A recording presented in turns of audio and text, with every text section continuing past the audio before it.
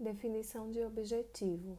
Percebi que homens bem-sucedidos como Andrew Carnegie, Henry Kaiser e Henry Ford e Thomas Edison se movem com definição de objetivo.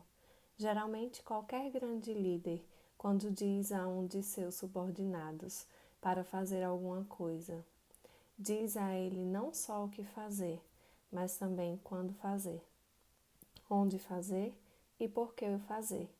E importante, ele diz como fazer e então, não mais importante que tudo isso, ele cuida para que o homem faça o que ele disse. É isso que constitui um grande líder, um homem que sabe exatamente o que quer e consegue transmitir essas informações a pessoas que estão subordinadas a ele em termos que eles possam entender e que as impressionarão. Durante a guerra, o Sr. Kaiser esteve envolvido em uma grande variedade de trabalhos relacionados a ela, fabricando itens militares de que o governo precisava muito. Para garantir que as matérias-primas necessárias estivessem em sua fábrica quando fosse preciso, quando, por exemplo, encomendavam um carregamento de certo tipo de aço, ele não só enviava um pedido à United States Steel Corporation para entregarem uma carga de certo tipo de aço, ele também determinava que queria o aço em sua fábrica em uma data específica e, em seguida, mandava um grupo de expedidores à usina para acompanhar a carga, com instruções para, caso algum ferroviário ousasse parar ou desviar o vagão por qualquer motivo, eles o impedissem e mantivessem o trem de carga em movimento ou nem voltassem, porque não teriam mais emprego. Isso também era bem definido, por isso o Sr. Kaiser estabeleceu um recorde mundialmente famoso no ramo de construção de navios. Ele nunca havia construído navios antes, mas entendia o princípio da definição. Aliás, se você conhece alguma coisa sobre o Sr. Kaiser, sobre que hoje essa é uma de suas qualificações de destaque. Essa é uma das razões para ele ter sido um homem de sucesso. Ele sabia o que queria fazer, elaborou um plano para fazer o que queria e foi muito bem definido sobre todos os seus planos. Esse, o que, quando, onde, por quê e como fazer é o que chamo de fórmula WWWH. Não seria uma má ideia cada um de vocês na plateia ter um belo broche na lapela ou no vestido com uma WWWH. A maioria das pessoas que virem esse broche não saberá o significado, mas você saberá. Ele manterá em sua mente que, quando você mandar uma pessoa fazer alguma coisa, deve ser definido na ordem. Você deve dizer a ela o que, quando, onde, porquê e como fazer, e em seguida deve acompanhar a pessoa e garantir que ela cumpra a ordem. Vou falar agora sobre a diferença entre um homem bem-sucedido e outro que não tem sucesso. Você observa uma pessoa mal-sucedida e geralmente quando ela dá instruções ou expressa seus desejos é de uma maneira muito descuidada, solta e indefinida, e os resultados que ela alcança têm essas mesmas características. Quando fui contratado por Andrew Carnegie, cerca de 44 anos atrás, para ser o autor da primeira filosofia prática de conquistas individuais no mundo, fiquei na casa do Sr. Carnegie por 3 dias e noites. Ele me analisava com cuidado e eu não sabia que era analisado. Não sabia o objetivo daquilo. Descobri anos depois que o que ele queria descobrir sobre mim, mais que tudo, era se eu tinha essa qualidade de ser definido sobre as coisas que me comprometia a fazer. No final do terceiro dia, ele me chamou em sua biblioteca e disse: Estamos conversando aqui há 3 dias sobre uma filosofia de que eu acho que o mundo precisa. Uma filosofia que acho que dará ao homem comum o conhecimento adquirido por homens de sucesso como eu, que obtiveram esse conhecimento durante uma vida inteira de experiências pelo método de tentativa e erro. Quero uma filosofia em termos simples que dê ao homem comum a vantagem de tudo que foi aprendido por homens de sucesso. Quero fazer uma pergunta sobre isso. Então ele me fez essa pergunta. Ele disse: Se eu contratar você para se tornar o autor dessa filosofia, indicar os homens de destaque nesse país para colaborar com você, homens que são autoridades sobre o assunto sucesso, vai estar disposto a dedicar 20 anos de sua vida pesquisando, trabalhando paralelamente por seu sustento enquanto se dedica a isso, sem nenhum subsídio meu? Sim ou não? Acho que me agitei por alguns segundos. Para mim, pareceu 1 hora. Por fim, o Sr. Carnegie disse: Bem, e começou a me fazer outra pergunta. Eu o interrompi. Sim, Sr. Carnegie, não só aceito a incumbência, como também afirmo que pode contar comigo para a sua conclusão. Ele disse: Era o que eu queria ouvir de você. E também disse: Eu queria ver a sua expressão e ouvir seu tom de voz quando respondesse. Ele tomou a decisão ali, naquele momento, de me dar uma incumbência que havia sido negada a outros homens, alguns deles professores universitários.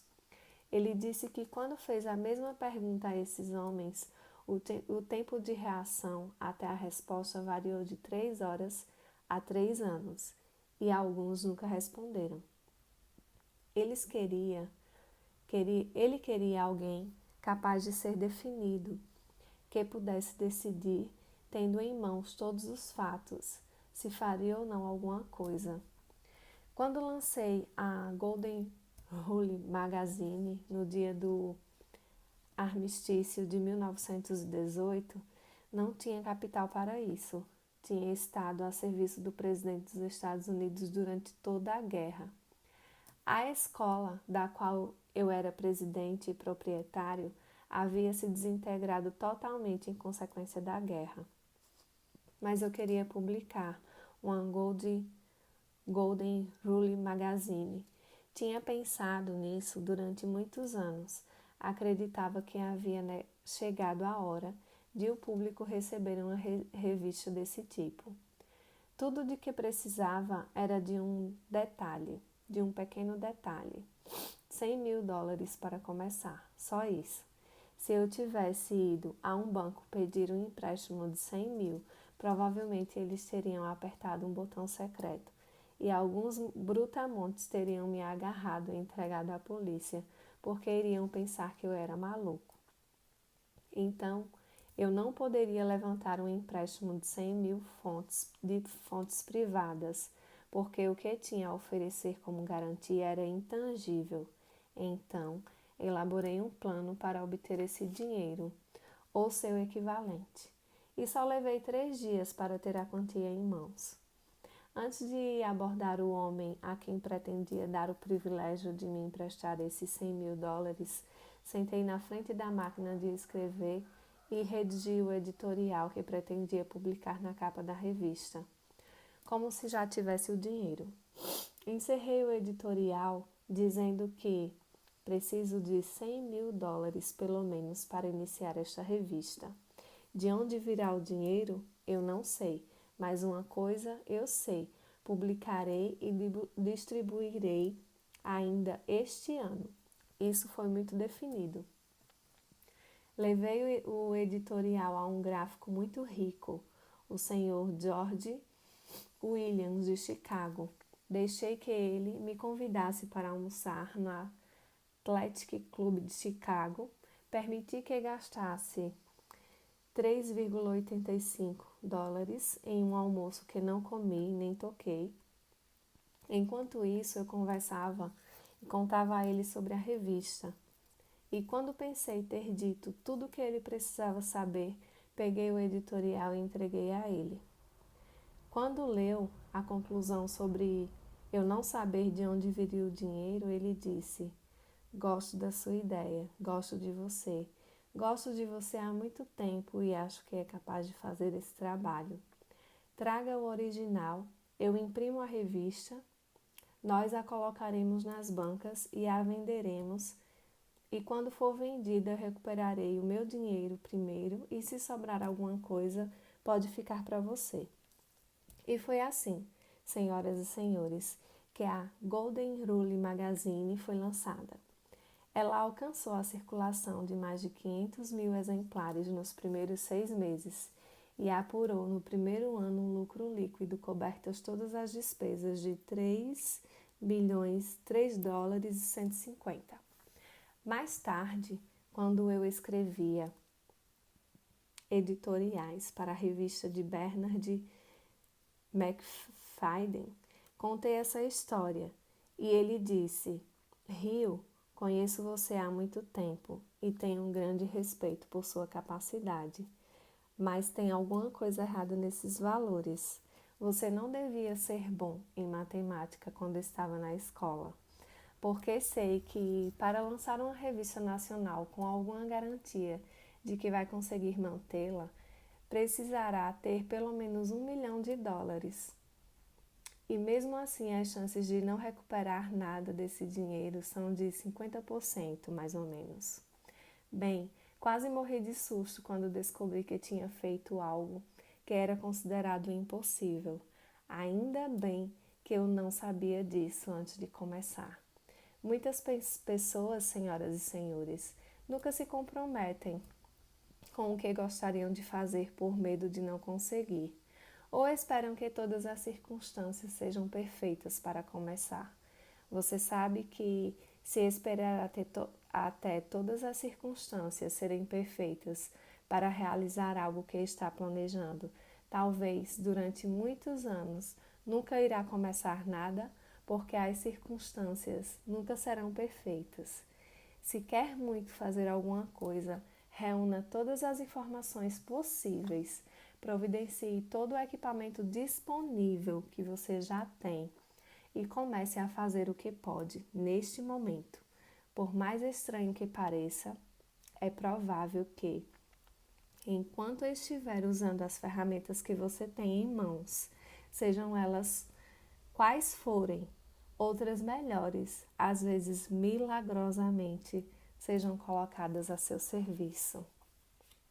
Eu me chamo Valéria Cardoso e esse foi mais um trecho do livro de Napoleão Hill, Hábitos dos Milionários.